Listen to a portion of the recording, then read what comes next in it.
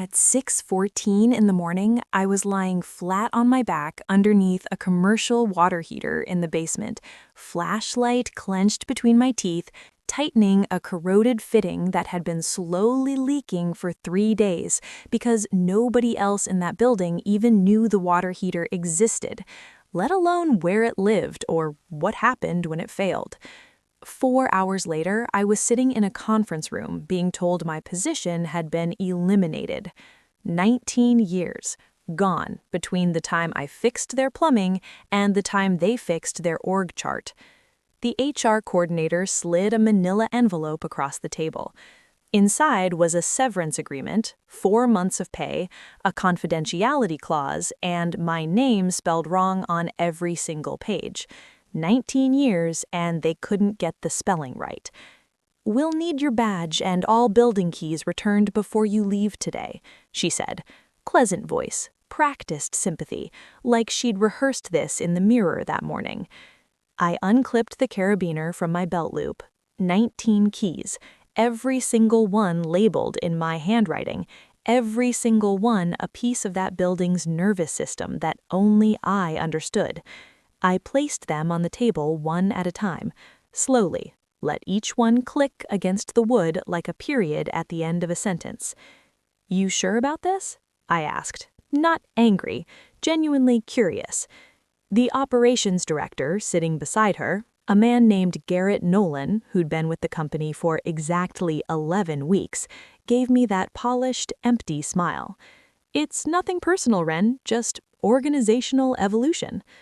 "Understood," I said, "but you should know you just fired the only person in this building who knows which breaker panel controls the server room cooling, and the only person whose name is on the lease." I stood up, walked out, didn't look back. 3 days later, the CEO of that company called me at 7:42 in the morning, voice cracking like a man watching his house burn from across the street. "Why is there a 72-hour eviction notice zip-tied to our front door, and why does it have your name on it?" But I need to back up, because the story doesn't start in that conference room. It starts 19 years earlier, in a building that smelled like pizza grease and possibility, with a handshake and a lease agreement that would eventually bring an entire company to its knees. Before I get into all of that, if you're listening to this and you've ever given years of your life to something only to be discarded the moment someone decided you were inconvenient, this story is yours. I'm building this channel for people who understand what it means to be the foundation that everyone stands on and nobody acknowledges. I'm working toward my first 1,000 subscribers, and those first 1,000 are everything. They're the people who shape what this becomes. So hit subscribe right now. Be part of that foundation, because if this story teaches anything, it's that foundations matter more than anyone realizes until they're gone. My name is Ren Castellano. I was 51 years old when they fired me, senior facilities engineer at Hollowell Analytics, a data management company that had grown from 9 employees in a rented space above a pizzeria to 312 employees across 4 floors of a commercial building downtown. I was employee number 4. I'd been there since before they had a logo. In 2005, Hollowell Analytics was just an idea held together with extension cords and ambition. The founder, a woman named Margot Sable, had convinced 3 of us to join her above a pizza restaurant on Bleecker Avenue. The space was 800 square feet. The wiring was a hazard. The plumbing was a suggestion. And no landlord in the city would lease commercial space to a startup with no revenue, no credit history, and a business plan held together with optimism. So Margot asked me to sign the lease. "Just temporarily," she said, "until we establish credit. 6 months, maybe a year. Then we'll transfer everything to the company." I trusted her. I'd known her for 3 years. We'd worked together at a facilities management firm before she left to start Hollowell. She was brilliant and honest, and she looked me in the eye when she made that promise. I signed the lease. My name, my credit, my financial liability. $2,700 a month for a space that needed everything I knew how to give it. I rewired the electrical panel myself, installed the HVAC system with parts I bought at cost from a supplier who owed me a favor, fixed the plumbing, patched the roof, built out the server closet with proper ventilation and cooling because Margot's servers were the company's entire value, and they were sitting in a room that reached 94 degrees by noon. When we outgrew that space 3 years later, I found the building we'd occupy for the next 16 years, negotiated with the property management company, signed the new lease, again under my name, again with the promise that it would be transferred. It never was. Not because Margot was dishonest. Life just moved. The company grew, people got busy, priorities shifted, and the lease renewal kept landing in my inbox every 3 years because it was tied to my name, my credit, my social security number. I'd sign it, file it, handle the property management relationship, coordinate the inspections, manage the insurance requirements, all while keeping every system in that building running with the kind of quiet precision that makes complex things look effortless. Margot left in 2011, sold her stake to investors, moved to Portland to start a nonprofit. Before she left, she hugged me in the parking lot and said, "This company exists because of you, Ren. Don't let them forget it." They forgot it almost immediately.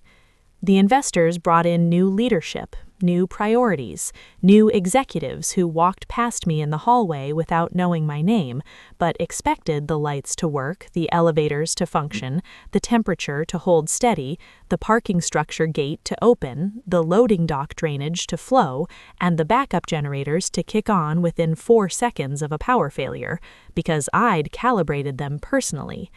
I maintained everything, not because anyone asked, because that's who I am. My grandmother was an industrial mechanic, worked in a textile mill for 41 years. She gave me her tool set when I was 16, told me, "The people who keep things running never get the credit, but when they stop, everyone remembers their name."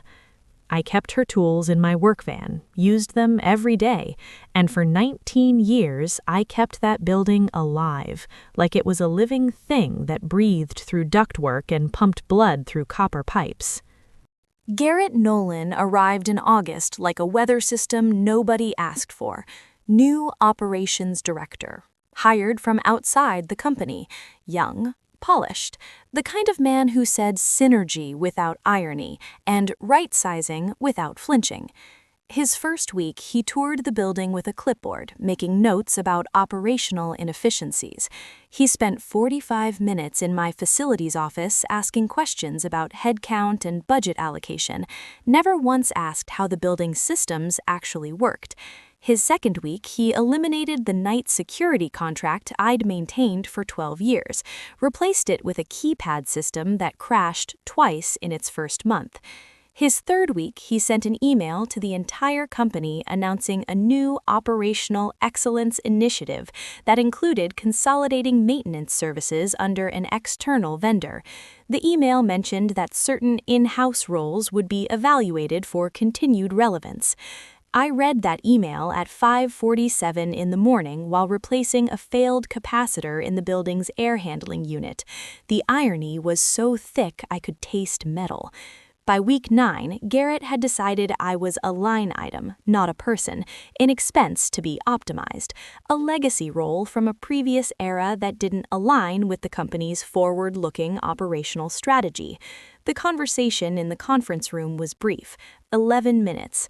I know because the clock on the wall had those oversized numbers designed for people who sit in meetings and count the seconds until they can leave. "The company is moving in a more streamlined direction," Garrett said. "We've contracted with an external facilities management firm. Your role has been made redundant. Redundant, like a backup system, only valued when something fails, only remembered when something breaks." The HR coordinator pushed the severance envelope toward me. 4 months. Confidentiality clause. My name misspelled. Ren Castellano, with an E instead of an A. 19 years, and they'd never learned the difference.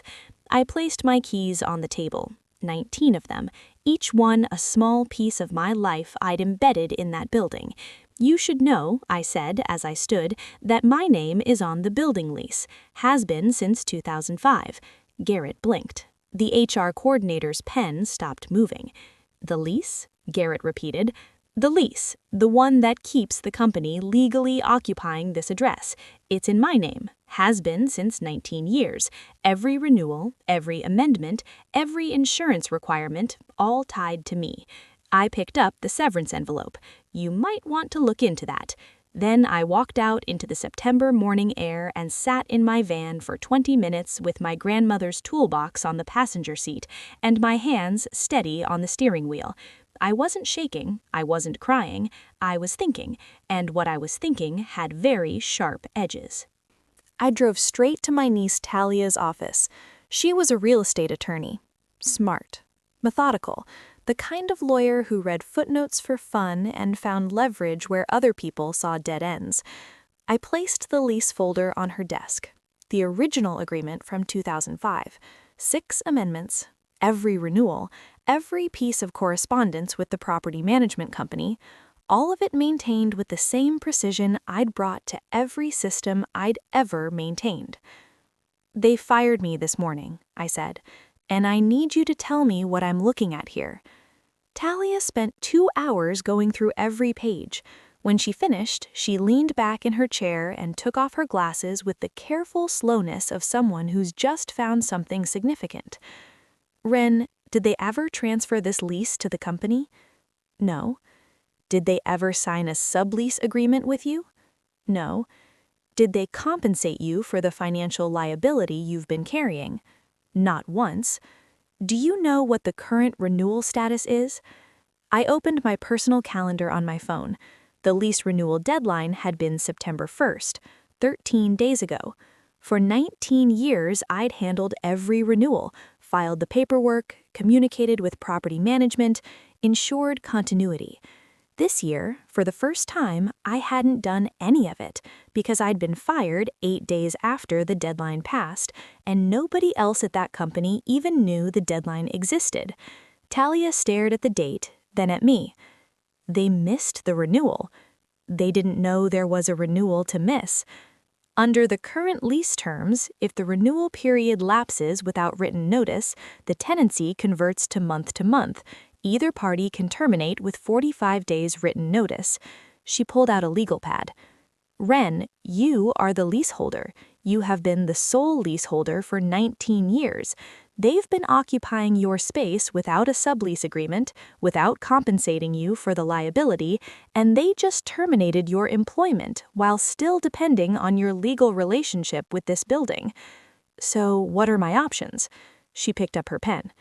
"Ren, you can terminate the lease, give them 45 days to vacate, and there's nothing they can do about it because your name is on every page and theirs isn't on any of them." I sat with that for a moment, felt the weight of it. 19 years of fixing their problems, maintaining their building, carrying their legal liability on my credit, and they fired me over a line item on an efficiency spreadsheet. "Draft the termination letter," I said. "And Talia, make sure my name is spelled correctly." She smiled. "Every letter." The termination notice was filed with the property management company on a Tuesday. Professional, clean, legally precise. 45 days written notice per the lease terms. The building would need to be vacated by November 3rd. I also contacted 3 commercial real estate firms. Within a week, I had a new tenant lined up, a biotech company called Veridan Sciences. They were willing to pay nearly 4 times the current lease rate. They wanted the space immediately, and they wanted a facilities consultant who knew every system in the building. The notice was sent to Hollowell Analytics via certified mail, priority delivery, and email. Tracking confirmed delivery and signature. The front desk received it on a Thursday afternoon. No response. Not Thursday, not Friday, not the following Monday. They didn't read it, or they read it and didn't understand it, or they understood. The eviction notice went up on a Wednesday morning at 7:15. Fluorescent orange paper, laminated for weather resistance, zip-tied to the front door handle with the kind of industrial zip tie I used to secure cable bundles in the server room. Old habits. 72-hour notice to vacate.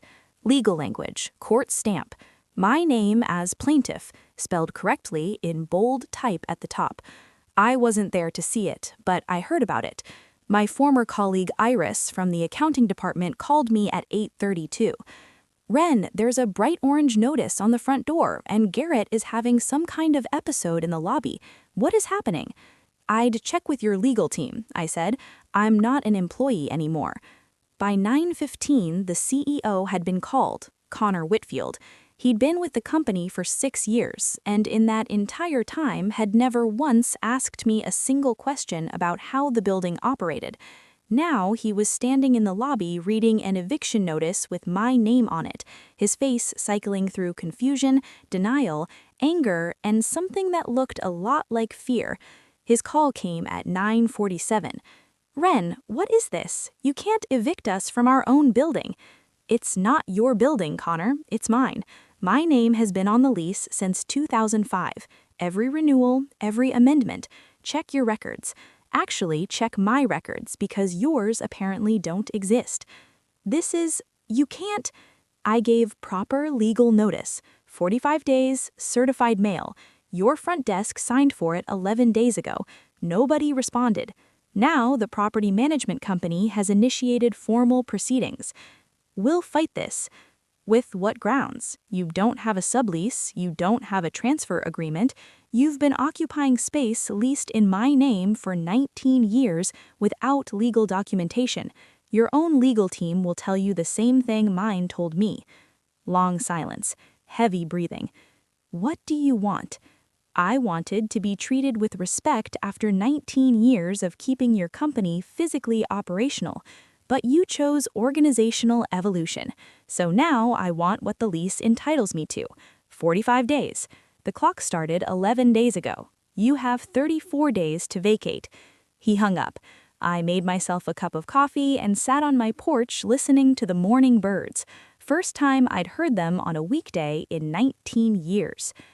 The next 3 weeks were chaos. From what Iris told me, the company retained emergency counsel, tried to challenge the eviction.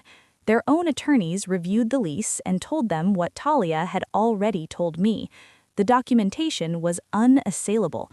My name on every page. No transfer, no sublease, no legal standing for the company to claim occupancy rights. They tried to negotiate, offered to pay me a year's rent to extend, offered to finally transfer the lease to the company name, offered to reinstate my position with a raise. Talia responded to each offer with the same message. The termination notice has been filed. The new tenant has signed. The timeline is firm. Garrett Nolan was terminated 2 weeks after the eviction notice went up.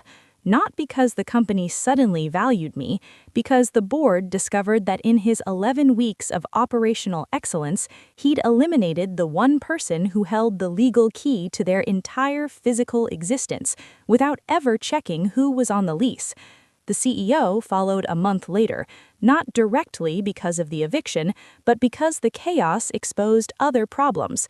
Financial irregularities that had been buried under layers of operational complexity.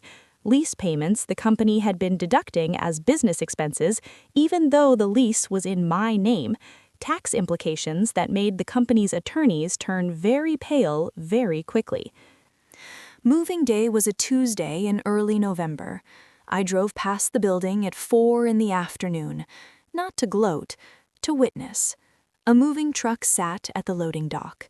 The same loading dock whose drainage system I'd rebuilt 3 times over 19 years. Workers carried standing desks and ergonomic chairs past the same doors I'd unlocked at 5:30 every morning for 2 decades. Inside the lobby, the Veridan Sciences installation team was already measuring for their lab build-out. Their facilities director, a woman named Josephine Cato, had hired me as a consulting engineer. She wanted someone who knew every wire, every pipe, every circuit in that building. "This place is remarkably well maintained," she said during our first walkthrough. "Whoever managed facilities here clearly knew what they were doing." "She did," I said. The settlement came 3 months later. Talia and her forensic accountant had documented 19 years of lease payments the company claimed as business expenses on a lease they never held, tax deductions on a financial obligation that was mine, not theirs. The total exposure was significant enough that their insurance company settled rather than face litigation. $1.7 million, compensation for 19 years of carrying the financial liability, damages for the tax fraud, wrongful termination settlements stacked on top. I paid off my mortgage, set up a scholarship fund through the local technical college for women entering facilities management and building trades, invested the rest with the same careful attention I'd given to every system I'd ever maintained. But the money was never the point.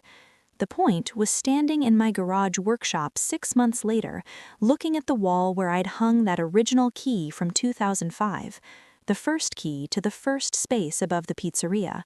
Brass, slightly bent, warm in my hand every morning for 19 years.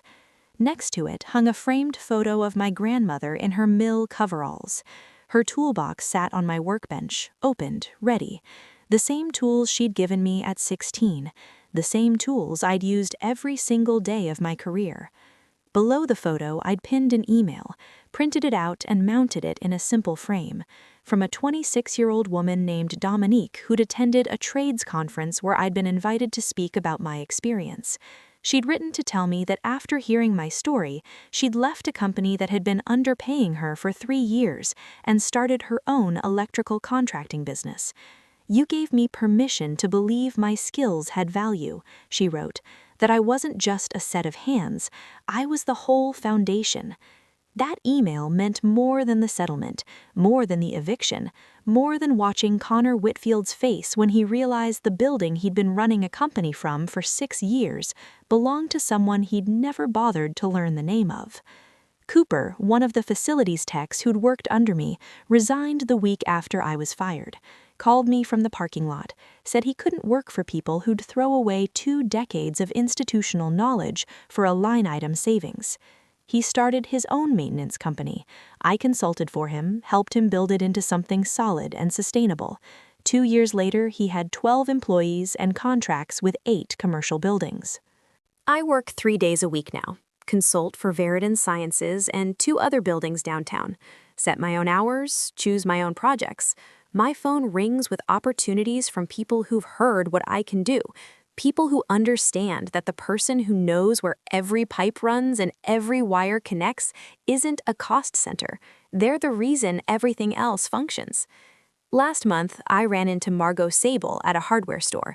She'd moved back to the area, heard everything that happened, stood in the fastener aisle with tears running down her face. "I should have transferred that lease," she said. "I should have protected you." "You couldn't have known what they'd become," I said, "and I wouldn't trade what happened because it taught me something I needed to learn." "What's that?" "That being indispensable only matters if the people you're indispensable to actually see you, and if they don't, sometimes you have to remove yourself from the equation and let them feel exactly how much they were standing on." She hugged me in the middle of the store. 2 women in work boots, one of them crying, surrounded by bins of screws and washers and all the small, invisible things that hold structures together. I drove home the long way, past the building, past the pizzeria space where it all started, now a ramen shop, past the conference room where Garrett Nolan had smiled his empty smile and called me redundant. The building looked good under new management, well lit, well maintained, Veridan's logo in the window where Hollowell's used to be. Josephine Cato was meticulous about upkeep.